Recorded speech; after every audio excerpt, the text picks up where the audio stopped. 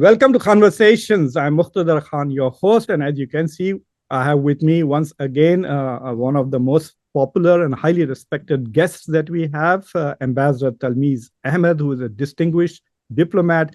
In the back, you can see I have books written by Ibn Khaldun, who was a very famous scholar, a historian, and also a diplomat, one of the earliest ones. And so, whenever I think of Talmiz Ahmed Saab, I think of him as a modern day Ibn Khaldun. And so I'm very honored that you are here, sir. In fact, next time I see Thank you very much, Muqtedar Khan, sir. so you always remind me of Ibn Khaldun. So today we are going to review a few things. We are going to look at primarily three things. So people should know that we are first going to talk about what impact, if any, the election of Zohran Mamdani as mayor of New York will have on India-US relations, if at all. And then we will talk about the Abrahamic Accords. Donald Trump has announced an expansion into Central Asia, with Kazakhstan expressing interest to sign on, and whether it has been beneficial or not. I just did a short video yesterday making fun of the tweet that Donald Trump issued about how Abrahamic Accord strengthens nations who join it. I said, has he looked at Sudan? It has not helped Sudan at all being a member of the Abrahamic Accords. And then we will talk about the much already written about it. Much has been written about Xi Jinping's meeting with Donald Trump, but I would like to hear from Talmiz Ahmed Saab whether this has, whether that meeting has legs, whether it will have a long-term impact on the global balance of power, and especially on India's relations with China as well as the US. So welcome to Conversations, Ambassador Sahab. And my first question to you, how do you react to the election of Talmiz Ahmed, and do you think it's going to have any impact on US-India relations? Mamdani's election is overwhelmingly a domestic matter. It is a comment on USA's domestic politics, deeply polarized into right wing and left wing. And in fact, a lot of American writing is speaking of the administration itself actually espousing a far right agenda. Mamdani has challenged this. He was abused by the American president publicly and repeatedly.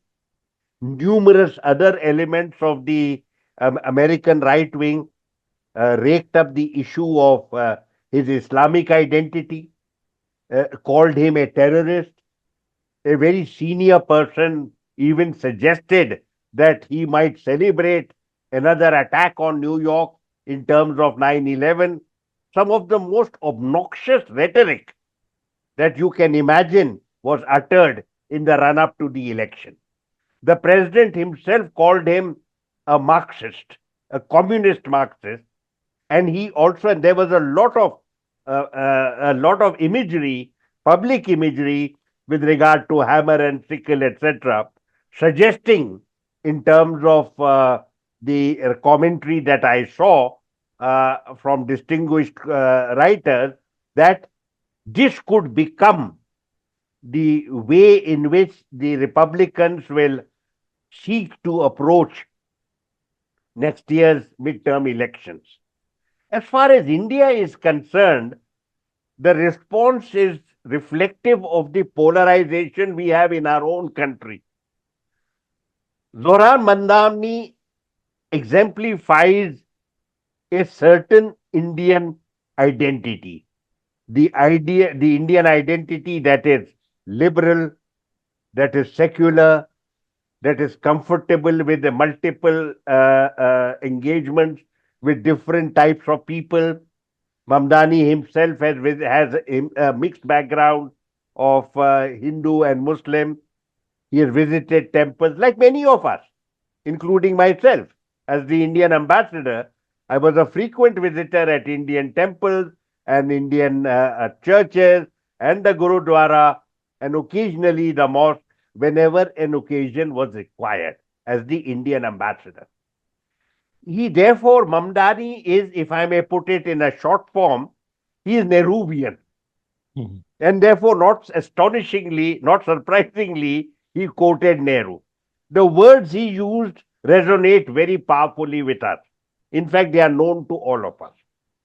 There is the alternative idea of India. This is the idea of India which is now increasingly being mentioned as Nehruvian, though it is not Nehruvian. Please recall that the entire freedom movement of India was founded on these principles, and these principles were then enshrined in the Indian constitution.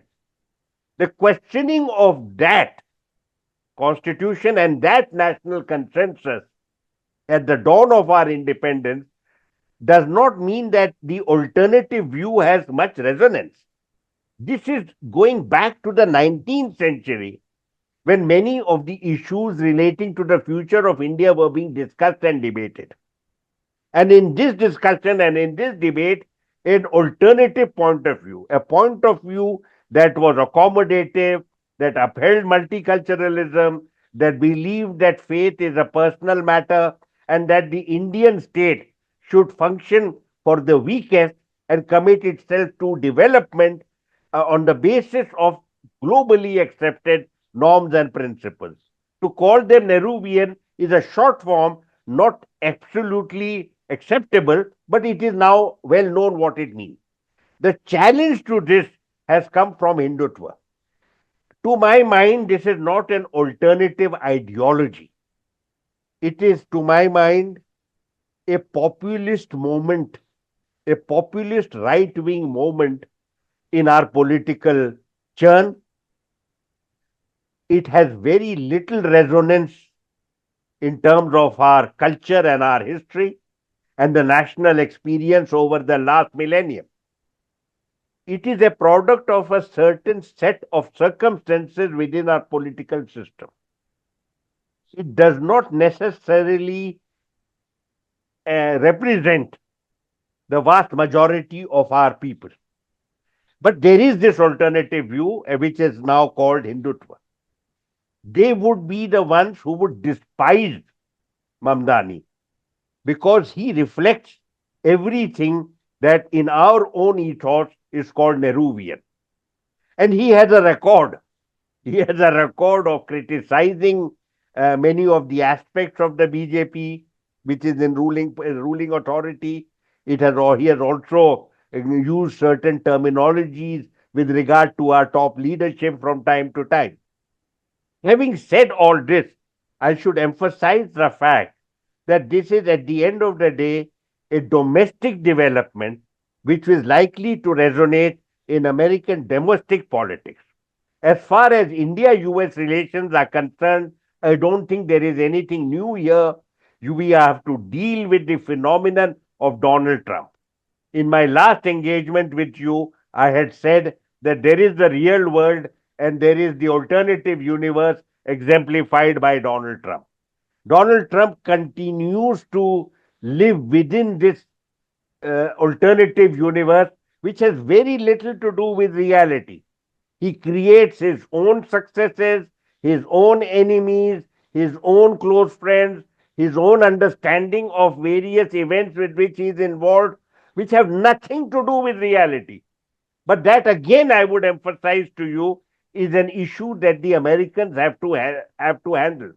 Where the rest of the world is concerned, given the fact that the United States is a major global power, obviously some of the policies of the top leadership, however misguided they may be, however ill-advised they may be, they do impact upon us in different ways.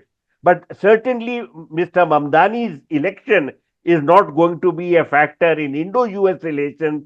It is more likely to be the persona of the president himself, his desperate desire, as I speak to you, for the Nobel Peace Prize, his resentment about the fact that our Indian leaders did not uphold his great role in bringing about peace between India and Pakistan. These are some of the most puerile issues we have to deal with, which are not serious issues, but yet they are the ones that appear to be resonating in the White House, and they are the ones that are likely to determine the content and direction of our relationship. I think I agree with you that Mamdani's election may not have any direct impact on India-US relations unless India tries to make it, because one of the less talked about stories is the opposition to Mamdani's campaign by Hindutva groups here in the US. A lot of money was spent. They even took planes and had all kinds of announcements saying that Mamdani is anti-Hindu and please don't vote for him. So there was a campaign by the proxies of Hindutva movement here in the US, but they did not have any significant impact even on the Hindu vote in New York City. And of course, his entire term is going to be dominated by the Israeli issue. So I think that whatever foreign policy impact he's going to have, it's going to be on towards US-Israel relations. But I want to share this particular post by Donald Trump about uh, basically he came up with this.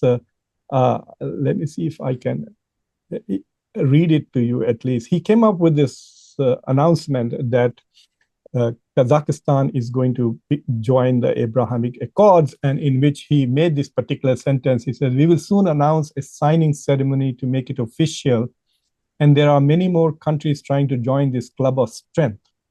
So much more to come in uniting countries for stability and growth." I mean, this is what he's trying to say are the benefits of joining the Abrahamic Accords. It's going to bring stability, it's going to bring growth. There are only four Abrahamic Accord countries: Bahrain, Morocco, UAE, and Sudan. And 25% of them, which is Sudan, is in civil war, genocide, and complete disaster. And part of the blame some people attribute to the role that UAE is playing in Sudan, which is these two Abrahamic countries. So, like you said, there is a reality out there, and then Donald Trump's imagination. So I wanted to hear your thoughts on the Abrahamic Accords. Has it been beneficial at all to anybody other than Israel? And why would a country like Kazakhstan You want to see, join? in his first term, Donald Trump had no achievement for in the area of foreign affairs. I don't know about domestic affairs, but certainly in foreign affairs. And there was an air of desperation in the White House that he must achieve something. And the UAE obliged by normalizing ties with Israel in August 2020. The UAE calculation was very objective. It was that if, as a result of what we've done, Trump and Netanyahu win the election, we are all right. Even if they don't win, aspects of the American right wing will be happy with us. So we win anyway. And in any case, the UAE had a set of relations with the Israelis which were clandestine, particularly in the areas of security and technology, as well as with regard to technology, artificial intelligence, and what have you, surveillance technology. So they had nothing to lose. In the event, both Trump and Netanyahu lost the election, but it didn't matter. This was the circumstances in which that accord was done. I have objected to the use of Abraham Accord from day one. And in my writings, I have never used that term. I think that the term is unacceptable and obnoxious. Why? What does the holy prophet of the Old Testament, someone who is revered by Jews, Christians, and Muslims, Hazrat Ibrahim, we call him, Yes. why should he be associated with this opportunistic arrangement, which was put up in a set of electoral circumstances with two completely wily and very self centered individuals in play? I have never called it the Abraham Accord. But what is the height of absurdity? It is bewildering. I am now by now used to extraordinary things happening in your capital. But nothing prepared me for the announcement that Kazakhstan has joined the Abraham Accord. Kazakhstan has had diplomatic ties with Israel from 1992. Right. Yes. Yes. So what are we talking about? Yeah. What has happened? So there is a lot. I mean, we would find this weird that the American president should say that Kazakhstan has joined the Abraham Accord. What accord is he joining? He's already there. He's already has normal ties. So now certain writers, particularly pro-Israel writers in the United States, have attempted to explain this. Oh, the Abraham Accord is a bloc. It is a bloc of moderate countries, which are Muslim, Arab, and otherwise Muslim countries, which are increasingly engaging with Israel, which see Israel as a source of important political and economic advantage for themselves. And slowly but surely, this is the bloc that is expanding, and it is going to challenge all those Muslim extremists that we have. This is absolute rubbish. There is no such bloc. There is no such bloc whatsoever. And if Israel wants, some sensible people in the United States have said very clearly that if Israel wishes to have a substantial future in regional and world affairs, it has to address the Palestine issue. There is no shortcut. This was the mischief that was propagated earlier before the Hamas attack. Oh, you don't need to worry about the Palestine issue. Focus on Iran and focus on Iran, and then Iran is the source of all the insecurity, instability, and violence in the region. Absolute rubbish. Today, and I'm going to say this very carefully and clearly, today, as far as the region is concerned, whether it is West Asia or Central Asia or South Asia or Southeast Asia, we are convinced that the principal source of instability, insecurity, and violence is Israel. I mean, that's a Therefore, very, there is no value to be attached to this absolutely weird and idiotic statement.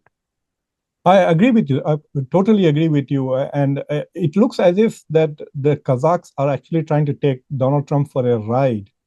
Because yes, as you said, they've had diplomatic relations for 30 years. So what are they truly normalizing? It is quite possible that, they, like you said, the benefits that UAE was having with some of the surveillance technology, which even was provided to India at one given time, such technology might become available for Kazakhstan from Israel. So in order to just say that, look, there are some benefits to joining this I think club. they are all there. Yeah. I think my principal concern, which I must share with you, Professor, is that world leaders are playing on the ego Yeah, of Donald of Trump. your president. Yes, I They agree. have calculated, they have assessed him, Yeah, they know his vulnerabilities, yeah. a remarkably self-absorbed and self-centered individual, totally focused on his ego.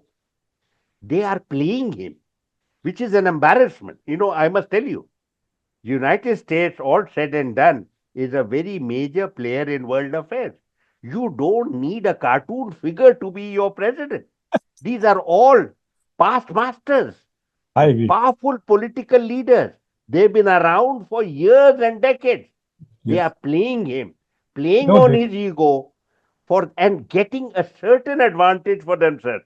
Some of them don't want the tariff, some of them want the equipment. You saw a certain prime minister of a European country sat with him and was assured that okay, you can continue buying you can continue buying Russian oil Yeah. because you are a landlocked country. These are all players. Yes, I agree And with you. you have, as an American citizen, I'm an outsider, but even I am appalled at the dexterity with which all these outside leaders come, sit with the man, play on his ego, and go back with a signed check.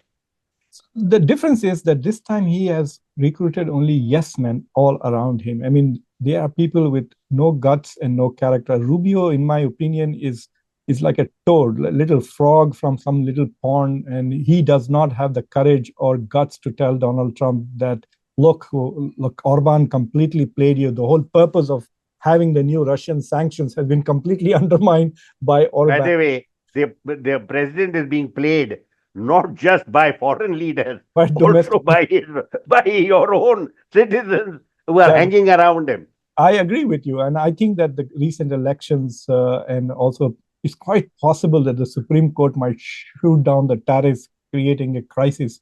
But I do want to ask one more question about Kazakhstan. So I went back, and when I did this brief show on this Abrahamic Accords, I looked at the trade that Kazakhstan has.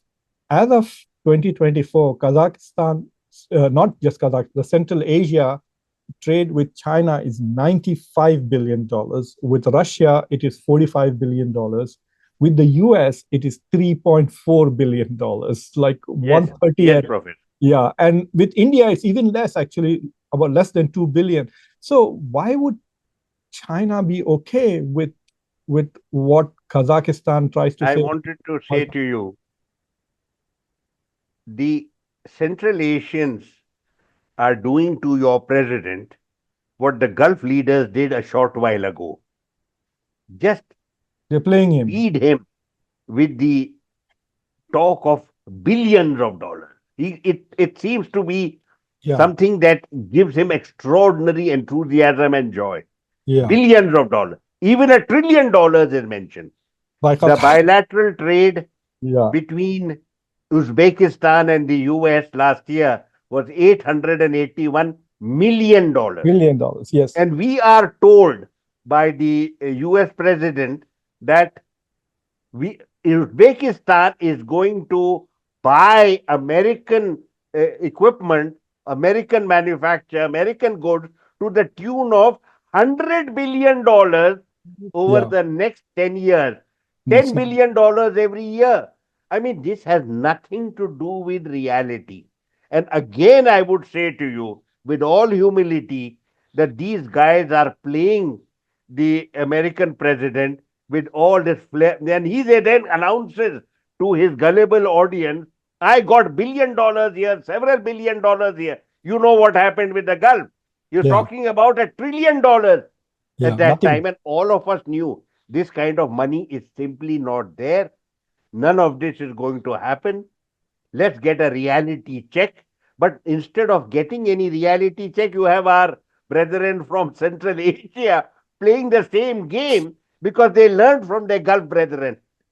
Even the new Japanese prime minister, she just became prime minister, and she also Yeah. basically copied Shehbaz Sharif by It saying, is "Oh, we will becoming nominate embarrassing. you." You see, this obsession with rare earth. Yeah. It is now the president is being propelled forward in diplomacy with this desire that I must have access to rare earth because China controls 70% of it and processes 90% of world's rare earth. And therefore, when he engaged with Zelensky, he talked about rare earths and did a contract with him on rare earth. When he talked to Putin, he talked about rare earth. When he talked to the Japanese prime minister, it was about rare earth. Kazakhstan and Uzbekistan, again about rare earth. So I think Trump, in advertising, we have this concept called recency and primacy effect. Some people only remember what they see in the beginning, and then some people only remember what they see towards the end. So, so you have to have a good beginning and a good end to have an impact on everybody. So I think Donald Trump, I think he does not fully listen to what people are telling him, right? So, for example, he has been told that the only leverage China has on us is rare earth minerals, and we need to do something about it. What he's not realizing is that China not only controls the mining of rare earth, China also controls the production. The rare earth is not rare, first of all. It's available very widely, except that it's like purifying uranium to make a bomb, right? It needs to be purified and isolated from all the other things. Process. So China also controls the technology which does that. So even if the US, let's say, gets hold of all of Australia's rare earth minerals, they will have to go to China and say, please purify this and then make it usable.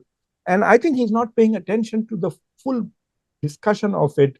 And I was looking at some projections that even 20, 10 years from now, China will have more than 50% of control on rare earth minerals, even if everything that the US is trying to do will happen. So this is a good segue to turn to the meeting that President Trump had with Xi Jinping in Busan, South Korea. Uh, and I might actually go there very soon. Uh, my question to you is that a lot of people saw that as a possible turning point. In fact, yesterday I wrote a piece in the Diplomat asking the question that this talk of G2 that Xi Jinping and Trump, at least Trump has raised this on more than one occasion, that we are having a G2, diminishing the influence of G7 and maybe G20? Are we looking at some kind of a bipolar moment? Is it that big deal, or it is just another meeting? For example, when Biden met with Xi Jinping, if you remember, during the Asia Pacific Summit in San Francisco, there was a lot of hoopla about it, and I see today no impact of that particular meeting between Xi Jinping and Biden. And now, do you think that this meeting does it have significance, and does it even affect India at all? There is a fundamental divide between the Americans on the one hand and the Chinese on the other. The Americans want instant gratification. They are obsessed with the media. They want to go and say what great guys we are. The Chinese lie low. They think things through. They don't show their hand. Only when they are ready, they come into the public domain. And they speak very softly. This is the difference. Now, what you have, President Trump exemplifies the worst aspects of this kind of instant gratification. A near total obsession with looking great for his limited constituency. He has made up his mind, make America great again. He's going to make America great. He's the world's greatest statesman and diplomat. He's going to be all over the place. If any encounter that he has, it's worth billions of dollars and millions of jobs for his people. All of this is delusional. Other countries don't function on the basis of this. When he came in his first few days, he began this tariff war. Even at that time, American commentators said this has not been thought through.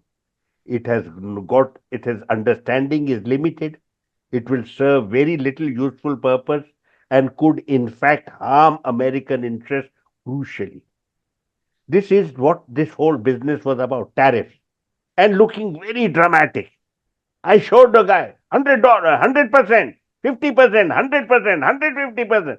A kind of madness appeared to have seized that section of the White House. And we were appalled. Even those of us who are non-economists understand you have misunderstood the scenario. A few world leaders came scurrying over and touched your feet and basically pleaded with you, be kind to us. And as a grand emperor, you then gave them some paltry concessions. None of them had respect for you.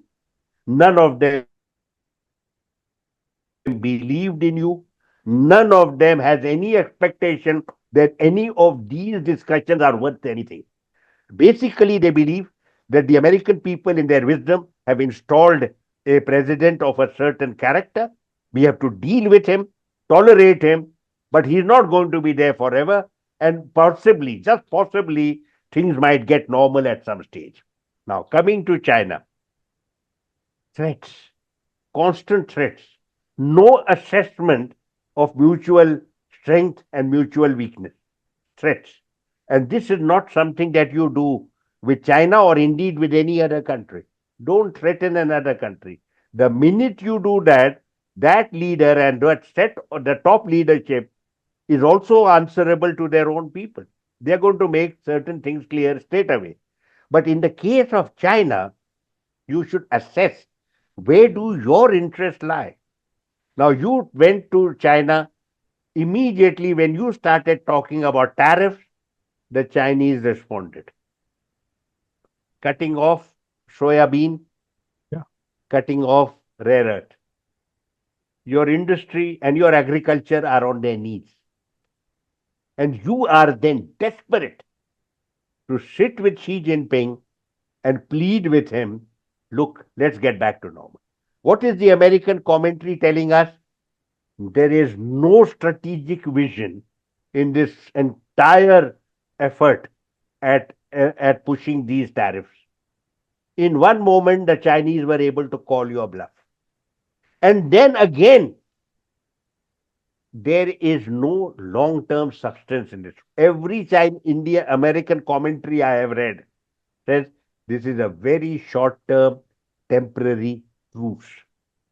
None of the serious issues pertaining to US China economic ties have been discussed. Very important matters, even in the political arena, were not touched upon. What you got was the Chinese reiterating to you that we will be much more effective, we will take certain measures with regard to fentanyl. And in return, we will buy your soya bean and we will also relax for 1 year the restriction on supplying you with rare earth. A very limited, a very specific, and it's a truce. It is a response to the totally misguided tariff war that had been started. It serves no useful purpose. But to my mind, and I must share this concern with you very carefully and very honestly, the American president's reference to G2 serves no American interest whatsoever. I agree with you totally there. The Yeah. G2 is not something you talk about loosely. You're talking about world order and world affairs. The United States is the leader of a very large number of countries that are its allies. They don't believe in any G2 business. You are crossing the line, abandoning your allies, crossing the line, and attempting to win over China with this slogan of G2. Not a single Chinese person believes that. It doesn't take your remarks seriously. But what you have done is you have diminished the status of your own country and diminished the standing of your own allies. You are telling China that you are the country I want to work with. G2 has a long history, a very checkered history, has never worked. No Chinese leader will ever publicly accept the concept of G2. The Chinese are publicly committed to the idea of multipolarity, and they are not going to abandon that to accommodate the president incumbent in the White House. No, it is very clear. When I heard that comment, I was like stunned about it. It basically elevates China to the status of a peer competitor and diminishes G7 completely below this. And so I'm sure that Europeans, including Japan, the countries which are part of G7, are certainly not happy about this idea of G2. And obviously, India too does not like the idea of G2. And what was also interesting is that the Chinese Ministry of Foreign Affairs, their readouts were not as enthusiastic about the meeting as the US readouts were. You could see the difference, isn't it? But how does... He said the meeting was excellent and I give it on a scale of 1 to 10, I give it 12. Yeah. And we are all wondering, what's wrong with you, man? Yeah, there was like, I mean, you hit the nail on the head when you said basically the only gains he got was that we have pushed the crisis 12 months away. So what he could have resolved, which he had himself created, yes, he created. Yeah, he could have resolved some of those issues in this meeting with Xi Jinping, but they could not, and they have pushed it back. And we will have to re-deal with this a year from now. And it's also a bit interesting that he practically said that I'm going to go to China in April, and Xi Jinping will then come here either to Mar-a-Lago or to White House. And the Chinese, there was absolutely no comment on these meetings at all. So I don't know. I think that there's this desire in Donald Trump to create breaking news, and so he basically serves the khichdi before it is cooked. He just takes it off the oven while it is still being cooked and said, "Chalo, chalo, let me feed it." Right. So I think he has revealed certain things which are still under discussion as far as the Chinese are concerned. But there are some people who argue that one of the reasons why the U.S. has been so pro India is because they see India as a balance to China. And so if US China relations improve, then India's strategic value to the United States reduces. And so, does this meeting give America more freedom to be less accommodating towards India? You see, the Sino-US drama is taking place on one stage, and in the Indo-US drama is taking place at a different stage. Yeah. And the twain are not in touch with each other. Yeah. In both are dealing with a president who is an incarnation of anarchy and chaos. Totally unpredictable, totally self consumed, totally dramatic as an end in itself. India was a country with which he had close ties, and he actually cherished the relationship with our Prime Minister. Possibly we did not read him well enough to realize that in the second term, we have a different human being who has entered the White House. His ire with India is not about anything serious in terms of policy. It's all about us not giving him credit publicly for bringing an end to the conflict we had with Pakistan. There is no way any Indian leader ever will publicly state that this conflict was brought to an end because the Americans forced us. It's never going to happen. Americans have played a role in the past in ending an Indo Pakistan conflict, possibly to the relief of both sides. But never have they sought to take credit in the public domain. They're knowing full well that these are leaders who are answerable to their own people.